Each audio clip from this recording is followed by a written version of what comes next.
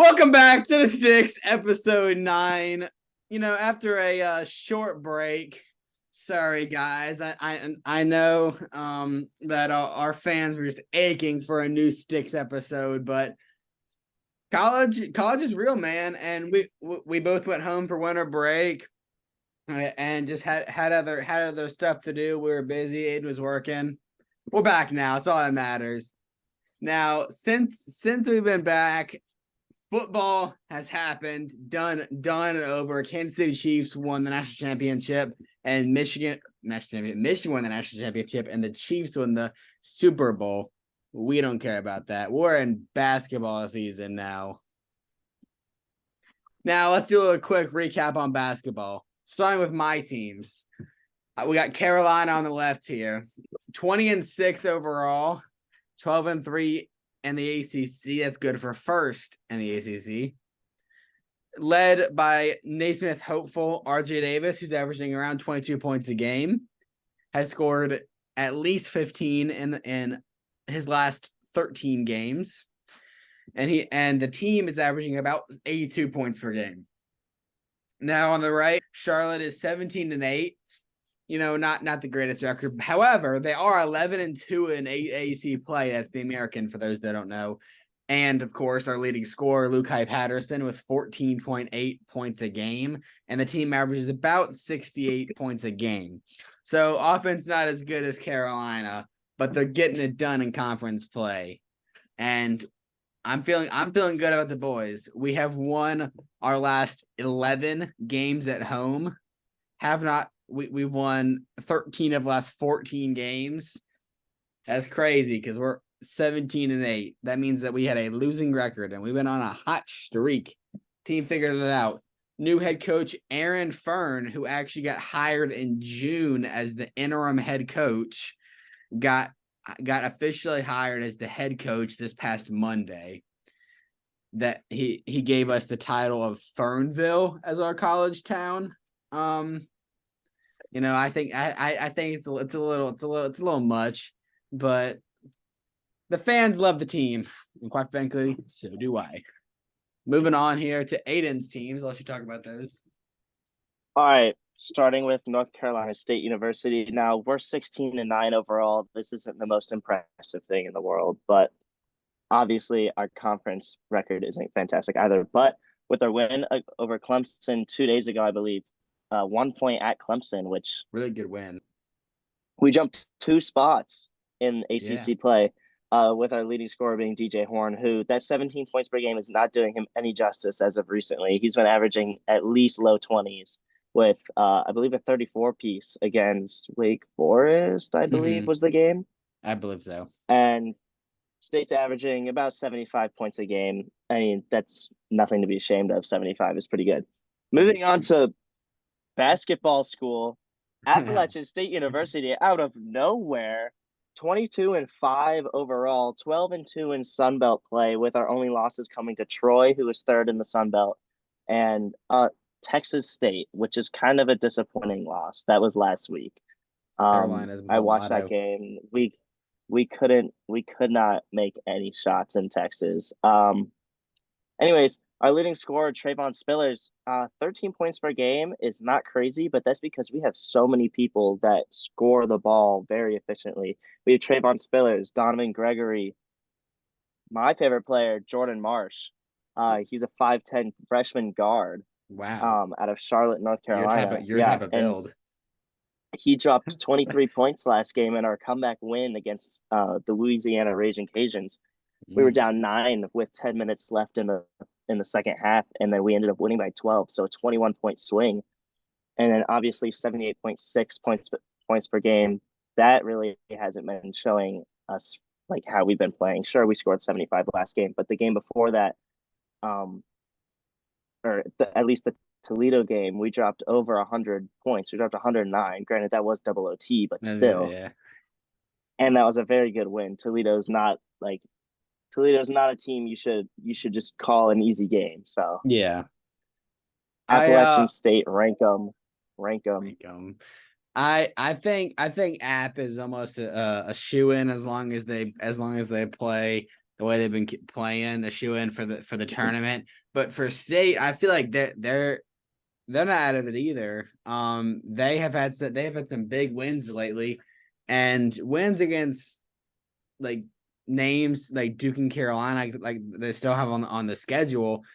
They could very, very well sneak in as a last four in team because, I mean, me and you both know that State, when they're on, and they can win Mhm. games, and when they're off, they're Yeah. off. Talk about that Carolina game. Anywho, the NBA, I will be the first one to tell you I don't watch a whole lot of NBA games. It's just not it's not my favorite. And with me being a Suns fan and then being on the Western Conference and every game starting at 10 p.m., I'm not always tuned in. But the Suns are doing all right. 33 and 22 overall. That's good for fifth in the Western Conference, keeping out of the play-in. Leading scorer is, of course, one of the best scorers all time, and Kevin Durant, who's averaging 28.2 points right now. And they're about middle of the pack in both offense and defense, which I guess you can be okay with that. And then there's the Celtics. Yeah, the Celtics sitting at a league best 43-12. They're first in the East as well as first in the NBA with a very comfortable lead over the 2 seed Cavs and the 3 seed Bucks. They're 6 games ahead of the Cavs and 8.5 games ahead of the Bucks. Yeah. So I think it's very likely that the Celtics finish with the best record in the East as well as the best record in the NBA, with really the only teams being close being the Timberwolves, the Thunder Thunder, there. the Nuggets. Yeah. Yeah, the Thunder, which the Thunder are a very young team. They're terrifying. Can't wait to watch them in the coming years. Um, obviously, leading scorers Jason Tatum, with his Robin being Jaylen Brown. But I think that entire starting lineup, that entire starting five of Drew Holiday, Derek White, Jaylen Brown, Jason Tatum, Such and a good team. Porzingis. It's Such a good such a team. fantastic. It's a fantastic starting five, and then you have players coming off the bench like Al Horford. Peyton Pritchard put up 28 points in our last game off the bench. Sam Hauser comes off the bench, and I don't know. This team is so deep. Like I think Porzingis was. I Yeah. mean, Jason Tatum said it best. He was just like the piece we needed. He said that Porzingis Yeah. was like Jordan's Rodman. So yeah, That's I think the this Celtics. This is their year. If we this don't is win it their this year, it's year. over. Yeah, no, I this think is their if year. yeah, if the It's Celtics don't win this year, it's over. I give up. not like y'all don't Onwards. have not like y'all don't have enough championships as it is, but you gotta have the one up on the Lakers, I guess. Now that they're tied with Yeah. y'all after the 2020 ring.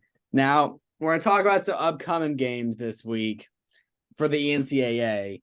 We'll start on the left here with my boys. We got Carolina visiting Virginia. Now Virginia was ranked 21st. They were one of the hotter teams in the country until they ran into Pitt, which Pitt, they're just like they knock off teams. They knocked off obviously Duke at Duke, and then they knock off Virginia at Virginia. And so Virginia, you know, they're trying to get their get back, you know, trying to get back in the rankings.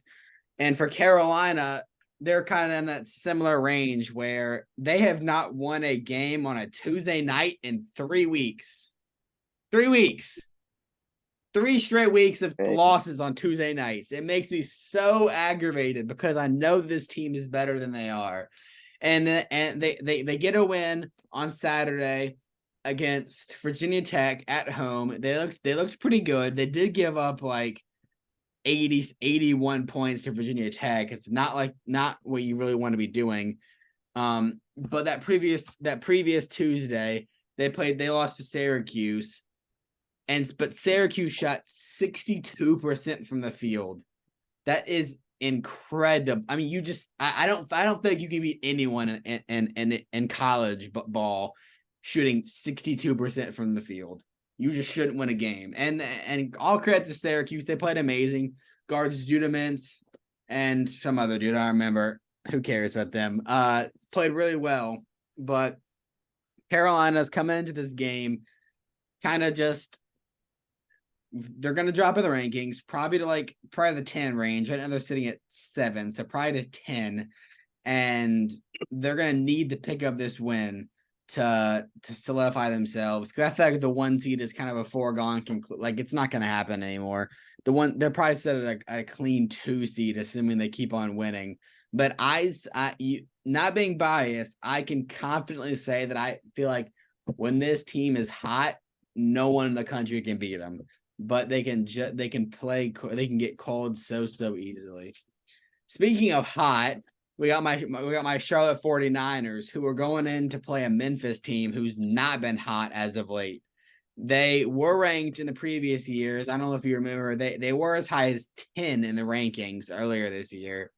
And they had guys like David Jones, who has been playing amazing for them all year, but they have been on a little bit of a skid. And so Charlotte, who's been on a hot streak as of late, granted they did lose to USF, but other than that, they've been playing good, and they're gonna go in Memphis, and I hope pick up a win. I think they can do it, but it will not be easy. Charlotte likes to play teams close. As for Tulsa's not a good team. You already know what I think about Charlotte, but Tulsa's not a good team. I feel like Charlotte gets those 2 wins, and up there in Carolina, I forgot to mention, I think Carolina is gonna win.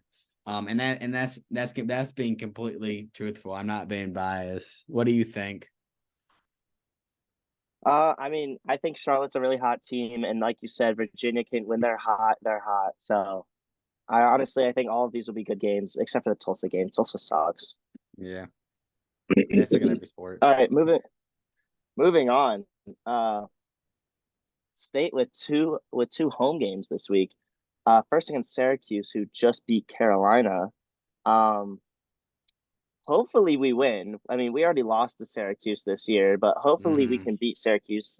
Syracuse, like Drew said, I mean, they shot lights out against Carolina, and um, that really sent me back to when Buddy Boeheim was still there. Like I still remember Boeheim brothers ACC lighting tournament, up against every COVID. team, and Yeah, yes, I still remember that. That sent me back. Anyways, State's actually favored in this game by quite a lot. They're giving them a 75% chance. But you'll see State has, as of recently, DJ Horn has been super hot from the field. He just came off a game where he hit a game-winning shot in the final 10 seconds against Clemson it was to put them up beautiful. by 1. It was a nice floater from about 10 feet away. It was beautiful. Um, Moving on, App State plays Old Dominion at Old Dominion. Old Dominion is 6-22, 21. They're Not not a good. fantastic team. App State should walk into Norfolk, absolutely kill them, walk right back out, go to Marshall. We just played Marshall in Boone. We beat them by 15. I expect nothing different. I agree. App State's rolling with only 4 games left to play. I don't expect to lose another game. We finished the season 26-5. I mean, and that's heading into the tournament, into the Sun Belt tournament. I mean, I expect big things from App State. I think we could be an auto bid into the tournament at 26-5 with a resume with wins over Auburn. We beat Auburn earlier in this year. They're a top 10, top 15 team in the nation. Um, Anyways, I skipped completely over the State Boston College game. Um, State also has about a 75% chance to win this game. Boston College, as different to prior years, is actually somewhat competitive in college basketball, sitting at 15-10. They have a few good, I don't want to say good games, but good performances. Um, one of the most recent being against or at Duke. Sure, they didn't beat Duke; they lost by 15, but they had leading scorer being Mason Madsen. I've seen a lot of good things out of him. He had like 9 points in that first half against Duke, Mhm. shooting on pretty good efficiency. I believe it was 80%. But Boston College is not a team that you should be like, oh, that's an easy win. They're a pretty good team. Yeah, play But Carolina coming close. into Raleigh, coming into Raleigh, end the season in Raleigh is kind of a tough environment, Mhm. especially if that place gets loud. That place gets really It loud. gets really loud. Yeah, I But agree. DJ Horn, like I said earlier, DJ Horn has been playing very, very well, averaging probably near low to mid 20s over his past 5 or so games. I Mhm. expect NC State and App State to go undefeated this week. I agree. Hope it's a clean sweep from our teams this week. Moving on, Always. just some quick NBA. We won't do a whole lot this week, maybe next week because there was All-Star weekend this weekend. But All-Star weekend, just to get out of the way, All-Star game MVP Damian Lillard. Now, personally, not my choice because I was really angry with. I don't know if you saw Tyrese Halliburton's elbow pass, the pass off his Mm-hmm. elbow. It was to The Dame, and Jason Dame missed the Williams. shot. Dame missed the shot Oh my off of the God. elbow pass. So that's It the one reason now you think he shouldn't have won. he did play good, but I think any of those guys can win All Star MVP because I mean they're not playing defense. Cat dropped 50. If the West would have Yeah. won, Cat would have gotten MVP. But Dame had a good All Star weekend because he also won the 3-point contest with I believe 26 was his best round. Yeah. Um 26. now he was the third best shooter this weekend. Segueing into our next little photo here. Sabrina Ionescu versus Steph Curry, and they shot their point contest. And honestly, I'll be completely transparent. I was very, very wrong. I'll be the first one to tell you. Sabrina Ionescu's a freaking sniper. She was draining those shots. But as the announcer said, 26 isn't a Steph Curry score. You got to do better than 26 Yeah. to beat Steph Curry. He's the greatest shooter of all time. But I definitely they in the presser they were talking about how they're going to run it back next year, change it up a little bit. And I think I'll guess first. I think it'll be Clay and Steph versus Caitlin and Serena. I'm just I think that'll be it, but we'll see. Not necessarily the highlight of the weekend. Okay, but I think if Caitlin Clark comes and steps onto the scene, Mm-hmm. Caitlin and Sabrina, I think they will light it up. I think they might win. Yeah, Caitlin Clark I is one of the agree. most unbelievable basketball No, players I have she's ever seen. crazy. And Clay Thompson couldn't hit the side of a barn. So Wow, that's a crazy statement. no, Clay did have 38 the other night, but he got benched and he was just angry. Yeah. Moving on, we got the dunk contest winner Mac McClung, 2-time back-to-back champion in the dunk contest, and I Yeah. think the consensus from all NBA fans and all sports fans in general is the dunk contest is just it's done. It has to be done. Like it is. It's not as fun as it used to be. There used to be, I mean, I remember seeing, of course, everyone goes back to the Aaron Gordon versus Zach LaVine dunk contest, but the dunks like Dwight Howard, Serge Ibaka, Gerald Green blowing out the cupcake, like this was such a fun event. It used to be.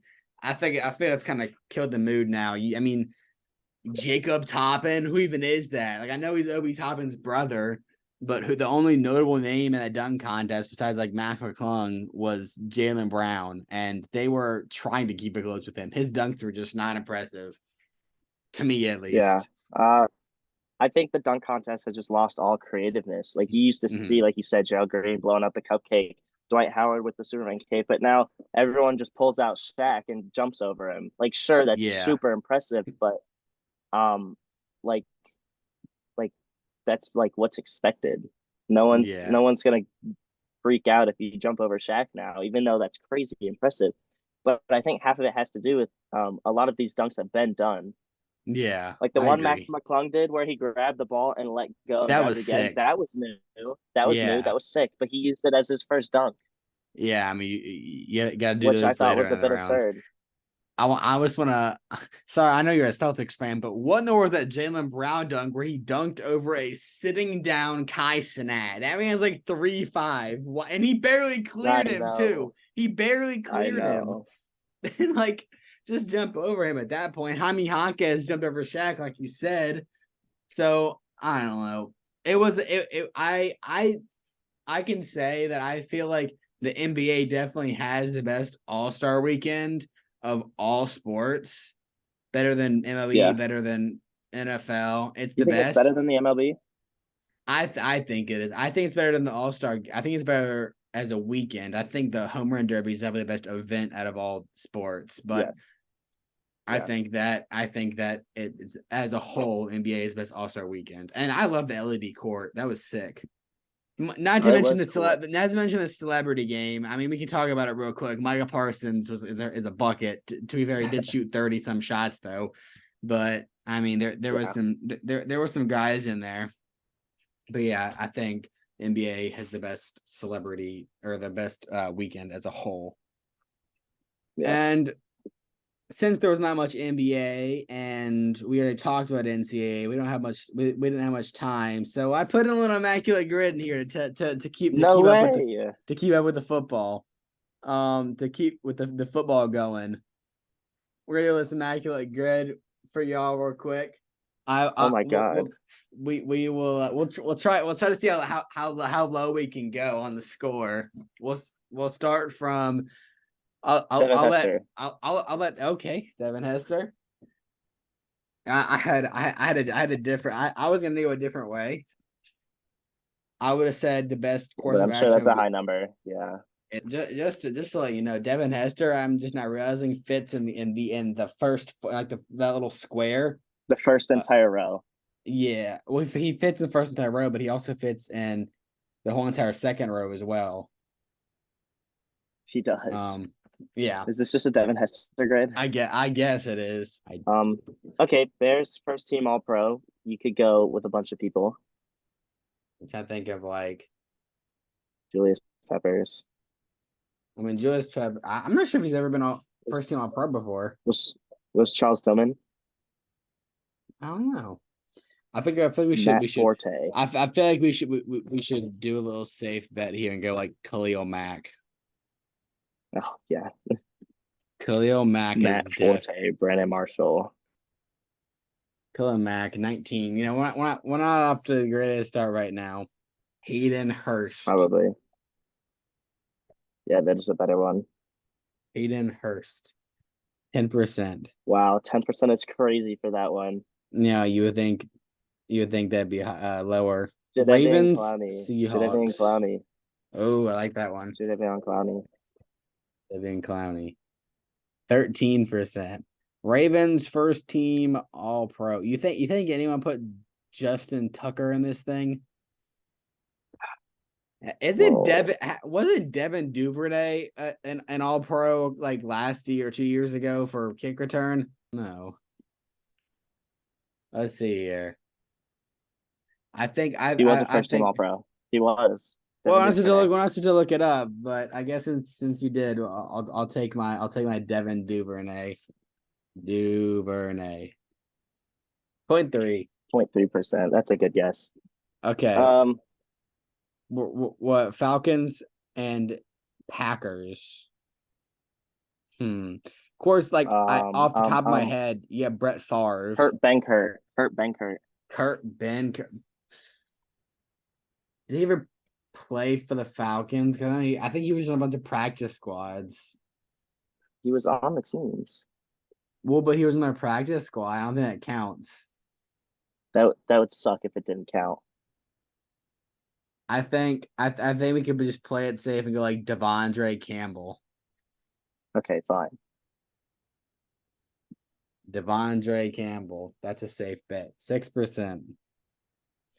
Now Seahawks, Packers.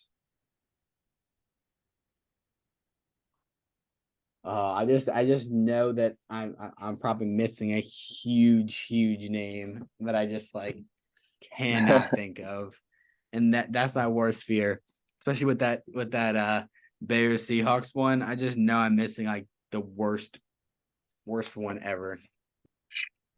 Let's just brainstorm Packers all pro. I mean, there's 10 million of them. Clay Matthews.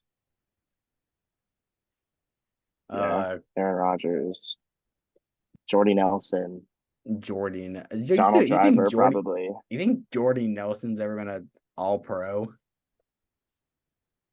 I doubt that. You don't think so?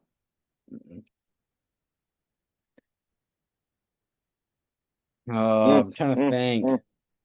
Oh, got it. Jimmy Graham. Oh, you know who I was gonna say? What? Matt Hasselbeck. I didn't even know he played for the Packers. Oh, 24%. Hasselbeck. I promise you we're better than this guy. The rough graph. Rough grade. Rough grade. Okay. All pro. Okay. I think Aaron Rodgers fits really nicely in that bottom corner. We already have a 40. It's already bad, y'all. I wanted to. You know what's crazy? You could have put Jimmy Graham at Bears. Oh, Greg Seahawks. Olsen. He would have been Bears Seahawks. Greg Olsen. Oh, there you good stuff. Good. How did I'm How did you not think of that? I'm mad at myself. All right, y'all. We appreciate y'all tuning in to our first episode in 3 months. We will catch y'all later. Peace.